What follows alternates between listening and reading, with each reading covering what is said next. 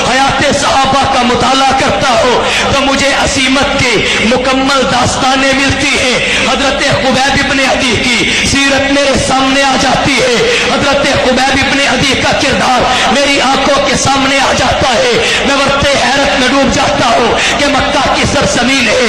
حضرت خبیب ابن عدی کو تختے دار پہ لٹکایا جا رہا ہے. مکہ کی سرزمین ہے, مجمع لگا ہوا ہے. مکہ کی سرزمین ہے, عوام بھی موجود ہے. مکہ کی سرزمین ہے, خواص بھی موجود ہے.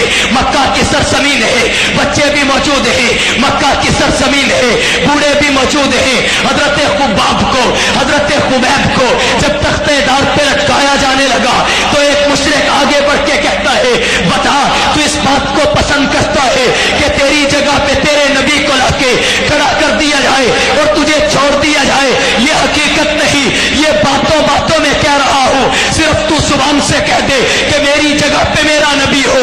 میں اس بات کو پسند کرتا ہوں کہ مجھے چھوڑ دیا جائے, نبی کو یہاں لا کے کھڑا کر دیا جائے. یہ بات کافر کی زبان سے مکمل طریقے سے نکلی نہیں تھی. اگر حضرت خبیب یہ بات کہہ کے جان بچا لیتے تو مجرم نہیں تھے. یہ کہہ کے جان بچا لیتے گناہگار نہیں تھے.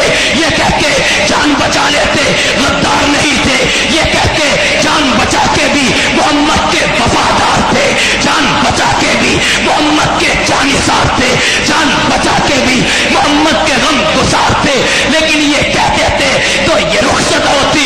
صحابی نے کہا, اے سالم تم یہ بات کرتے ہو کہ جہاں نبی کو لا کے کھڑا کر دیا جائے. محمد کا صحابی تو یہ بھی برداشت نہیں کرتا کہ آقا کے قدموں میں کانٹا چبھ جائے. ہم نے رخصتیں چاہتی ہیں, جان قربان کر کے دنیا کو بتا دیا ہے جو مزہ عزیمت میں ہے رخصت میں نہیں ہے.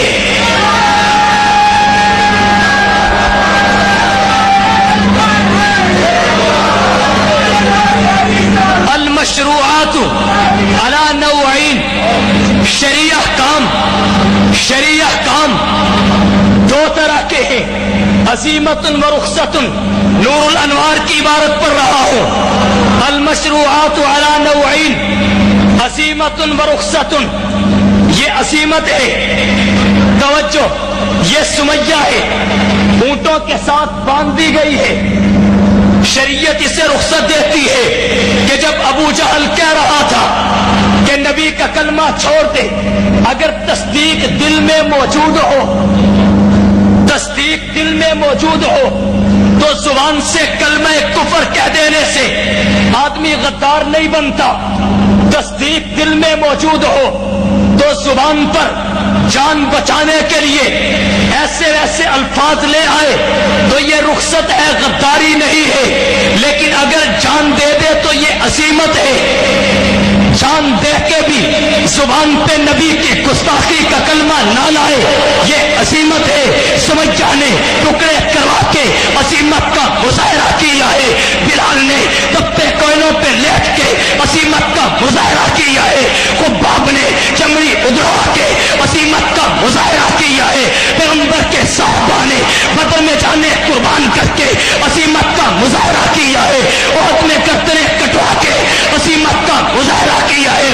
خندق میں پیٹ پہ پتھر باندھ کے عزیمت کا مظاہرہ کیا ہے.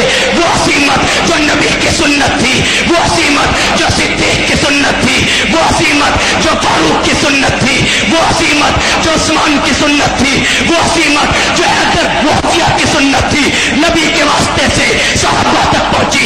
صحابہ کے واسطے سے علماء نے صحابہ تک پہنچی.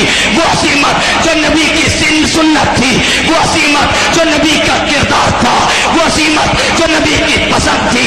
نبی کے ذریعے صحابہ تک, صحابہ کے ذریعے تابعین تک, تابعین کے ذریعے تبع تابعین تک, تبع تابعین کے ذریعے ائمہ مجتہدین تک, ائمہ مجتہدین کے ذریعے عرب سے نکل کے عجم تک, مشرق سے نکل کے مغرب تک, شمال سے نکل کے جنوب تک, صحابہ کرام کے ذریعے, تابعین کے ذریعے, تبع تابعین کے ذریعے, وہاں سے نکل کے بالا کوٹ کے پہاڑوں پہ سید احمد شہید کی شکل میں, بالا کوٹ کے پہاڑوں پہ شاہ اسماعیل شہید کی شکل میں, وہ عزیمت جو نبی کی سنت تھی, وہ عزیمت جو صدیق کا کردار تھی, وہ عزیمت جو صحابہ کا عمل تھی, وہاں سے نکل کے